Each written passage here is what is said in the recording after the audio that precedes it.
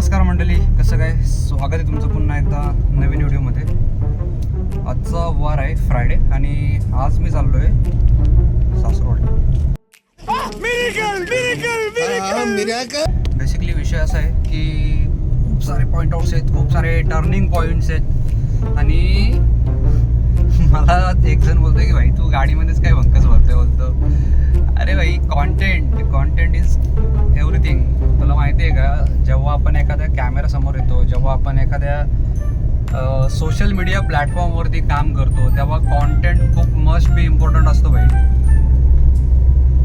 So check out the वातावरण बहुत ही अच्छा है भाई, बहुत ही क्लीन है. एक कि भाई थोड़ा सा है, मतलब इतना भी डेंस नहीं है लेकिन है भाई, बढ़िया है. संडेला मी तिला घेऊन गेलो होतो सोडायला, सो आज पिकअप करणार आहे आणि पिकअप केल्यानंतर बऱ्याचशा गोष्टी आहेत, कारण की यायला थोडा वेळ होईल. 2-3 ठिकाणी थोडंसं जायचं आहे आणि संडेची प्रिपरेशन थोडीशी करायची भाई. संडेला जायचे, थोडी ट्रिप आहे. असं काय होतं, मी थोडी ट्रिप आहे. संडेला जायचे, ॲक्च्युली वॉटरफॉलला जायचे खोली, आणि निलेशने ऑलमोस्ट तिकीट बुक केलेत भाई. Hats off you, thank you. आणि बेसिकली तुम्हाला पण कुठे जर लांब जायचं असेल, कुठं फिरायला लॉंग लोकेशनला, तर तुम्ही निलेशला कॉन्टॅक्ट करू शकता. मी इथं डिस्क्रिप्शनमध्ये नंबर देतो आहे आणि त्याच्याकडनं तुम्ही ऑल ओव्हर सजेशन्स घेऊ शकता आणि पॅकेजसुद्धा घेऊ शकता. भाई फील्डमध्ये मास्टर आहे फुल. तुम्हाला फुल बजेट फ्रेंडली ट्रिप मॅनेज करून देईल आणि नॉट ओन्ली बजेट फ्रेंडली, तुम्हाला प्रीमियम ट्रिप्स पण पाहिजेत ना, त्यासुद्धा हँडओव्हर होती. सो कोणी पाहत असेल तर त्याला गाईड पाहिजे असेल तर तुम्ही कॉल करू शकता. Okay, so we just crossed Barvi नदी, आणि बारवी नदीच्या बाजूलाच इकडे तुम्हाला माहीत नसेल तर एक गाव बसलं आहे, तोंडली गाव. मे बी इथे जे परिसरामध्ये लोक आहेत त्यांना माहिती असेल, पण जे लांबचे लोक आहेत, लाईक जे मला बाहेरचे पाहणारे व्ह्युअर्स आहेत, त्यांच्यासाठी दाखवते. This is the village where the peoples are the richest peoples. भाई इथे प्रत्येक माणूस हा रिच कॅटेगरीमध्ये गेला आहे आणि हे सगळं सडनली झालेलं आहे. पण यामागे खूप सारा आक्रोश होता, खूप सारी स्ट्रगल्स पण होते. बट विषय ऐसा है कि इधर बाजू में है नदी, बारवी नदी, आणि तिला आहे बारवी डॅम. बारवी डॅममध्ये बरेचसे गावं होते, ते उठले होते आणि हे शेवटच्या टप्प्यावर होते तोंडलीवाले. सो ह्यांचा गाव जो आहे शेवटच्या टप्प्यावरती आल्यानंतर ह्यांची घरं उठली आणि बराचसा यांनी स्ट्रगल केला. त्याच्यानंतर सरकारनी जसं तसं करून यांना शेवटी त्यांचा मुआवजा दिला. मुआवजाच्या बदल्यामध्ये यांना करोडो रुपये मिळाले. आणि look at this, you can see the bungalows, houses and buildings, apartments. भाई काही नाही असं. एक गाव पूर्णपणे सुधारलं, म्हणजे अशा पद्धतीमध्ये सुधारला की पूर्ण रिडिझाईन केला गेला. बट ठीक आहे, चांगली गोष्ट आहे. आणि आता मेन मुद्दा हा आहे की सेम काइंड ऑफ थिंग आमच्यासोबत होणार आहे. आमच्या नदीला सुद्धा डॅम होणार आहे आणि यासाठी आम्ही मागे मोर्चासुद्धा उठवला होता की नाही व्हायला पाहिजे, कारण की 5 ते 6 गावं नाही आहेत, भरपूर गावं आहे त्यामध्ये आणि भरपूर लोकांचा लॉस होतो यामध्ये.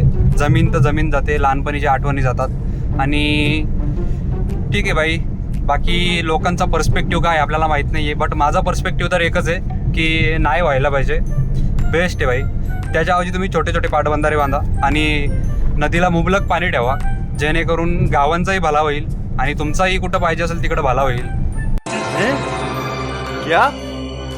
क्या बकर या गोष्टी जरा झाल्या तर जरा नियोजित जरा बरा वाटेल. आणि आपण ब्लॉगिंग करतोय, थोडा कॅमेरा शेक होतोय, आय थिंक ब्लॉगिंग करतोय. हे काही लोकांना कदाचित पटतंय नाही पटतंय भाई, तुमचा सवाल. कारण की विषय असा आहे की मी करतोय, माझा पॅशन आहे, मला याच्यामधून काहीतरी आहे, माझे स्किल्स आहेत, त्यांना मी वेस्ट नाही घालू शकत. आणि तुम्हाला फक्त एकच सांगू शकतो, ज्यांना कोणाला त्रास आहे भाई, तुम्ही नका पाहू, शपथ सांगतो नका पाहू. जे माझे स्किल्स आहेत, मी हे सध्या जे काही डेली लाईफ व्लॉगिंग करतोय, ही माझी मजबुरी समजा तुम्ही. पण मेन मुद्दा माझा एक हा आहे की मला डॉक्युमेंटरी ब्लॉग्स काढायचे, ज्यासाठी खूप सारा खर्च आहे, खूप सारी ट्रॅव्हलिंग आहे, खूप सारे एफर्ट्स आहेत, ज्यामध्ये मला सपोर्ट भेटत नाहीये. बेसिकली सपोर्ट भेटत नाहीये, ओपनली बोलतोय. सो सपोर्टची मी कोणाकडनं अपेक्षा तर करत नाहीये, पण ऍटलिस्ट जर तुम्हाला सपोर्ट नसेल करता येत ना, तर ऍटलिस्ट निगेटिव्ह माइंड तरी नका माझ्या समोर मांडू. कारण की निगेटिव्ह माइंड मुले काही गोष्टी आहेत ना त्या अशा दाबल्या जातात की फ्रीडम हिसकावला जातोय. विचार करा की एक माणूस आहे जो मी जर डॉक्युमेंटरी बनवतोय, त्या डॉक्युमेंटरी जर इन अ टाइम मध्ये फ्युचरमध्ये जर मिलियन्स ऑफ व्ह्यू मध्ये चालायला लागला, तर त्यापासून जो काही फायदा होणार आहे तो फक्त मला होणार नाहीये, तर माझ्या सराउंडिंग मध्ये जेवढे काही लोक असतील, जेवढे काही गोष्टी घडतील, तेवढ्यांना त्या गोष्टीचा फायदा होणार. कदाचित त्यामध्ये तुम्ही पण असू शकता, फॅमिली असू शकते, कोणी पण असू शकते. I hate negative persons. आणि जर यानंतर जर आपण समजा डॉक्युमेंटरीज वगैरे काढल्या, तर जो काही फ्रीडम वगैरे असेल, त्या फ्रीडम मध्ये माणसाला कसं आहे माहिती आहे की फिरायला भेटतं. जेव्हा 4 ठिकाणी माणूस फिरतो तेव्हा त्याला वेगळ्या वेगळ्या गोष्टी पाहायला मिळतात, एक्सपिरियन्स करायला मिळतात. सोबत एक अर्निंग सोर्स सुद्धा बनून जातोय. आणि not only the earning source, मी फक्त अर्निंग सोर्सच्या मुद्द्याने हे करत नाहीये बाई. जर एखादा माणूस अर्निंग सोर्सच्या मुद्द्याने करत असताना कधीच गिव्ह अप केला असता. गेले कित्येक वर्ष मी या गोष्टीमध्ये माझी एफर्ट्स ऍड करतोय आणि त्याचं फल मला आता कुठे मिळायची सुरुवात झाली आहे. तर निगेटिव्ह पर्सन्स भाई या गोष्टीमध्ये थोडीशी दखलबाजी करतायत. सो लांब राहा भाई, तुम्ही नका बघू. 5,000 लोक आहेत ना, 5,200 लोक आहेत, 200 मायनस झाले तरी चालतील, 5,000 मधनं 4,000 मायनस झाले तरी चालतील, पण ते 1,000 आहेत ना, डायमंड आहेत माझ्यासाठी. त्यांना मी जपणार, ते इम्पॉर्टंट आहे माझ्यासाठी. मी कामावर लक्ष देणार, माझ्या डॉक्युमेंटरीज मला इम्पॉर्टंट आहेत आणि माझे स्किल्स मला इम्पॉर्टंट आहेत. ते मला दाखवायला आवडतात यार. बेसिकली कोणाला आवडणार नाहीये. तुम्ही तुमचे स्किल्स दाखवता. एखादा कार्पेंटर येतो त्याचं काम करतो, एखादा वेल्डर येतो त्याचं वेल्डिंगचे स्किल दाखवतोय, एखादा पायलट आहे तो त्याचे पायलटचे स्किल दाखवतोय, एखादा ड्रायव्हर येतो त्याचं ड्रायव्हिंगचे स्किल दाखवतोय. आणि सोशल मीडिया आपण 2026 मध्ये जगतोय. आणि ही गोष्ट मुद्द्यात म्हणजे बोलायला नाही पाहिजे, पण समजायला पाहिजे प्रत्येकाला, ज्याला त्याला. आपण 2026 मध्ये जगतोय. तर जे कोणी दुसऱ्यांच्यावर बोटं उचलणार आहेत भाई, तुम्ही नका उचलू प्लीज. कारण की जमाना बदललाय, प्रत्येकाचा पर्स्पेक्टिव्ह चेंज झालाय. जसा आपण विचार करतोय की यार हा काय विचार करत असेल, तो काय, अरे कोणाला घंटा विचार नाही करायला पडत. आणि जो कोणी विचार करतोय ना, त्या माणूस कोणच नाही या जगामध्ये, मी शपथ सांगतोय. खूप सारा आक्रोश आहे मनामध्ये, पण तो एक दिवशी फुटणार होता. थोडा थोडा फोडतोय. असो, बाकी ब्लॉगिंग तर बंद होणार नाहीये, मला एवढा माहिती आहे. मी जे काही एफर्ट टाकायचे तेवढे टाकणार. ह्याच्यातनं भले 100% नाही, पण 50% मी काढणार माझा. आणि नाही सोडू शकत भाई. म्हणजे ज्या गोष्टींच्यासाठी आपण भरपूर एफर्ट घेतलेत, जे स्किल शिकायला आपण रात्रंदिवस घसलेत, ज्या प्लॅनिंग आपण करून ठेवलेले आहेत, त्याच्यावरती जर पाणी पडताना दिसतोय, तर भाई नाही होऊ शकत त्या गोष्टी. मी गिव्ह अप नाही करू शकत. चलो भाई, कोई नहीं है. गाइस चलो घर पे चलो.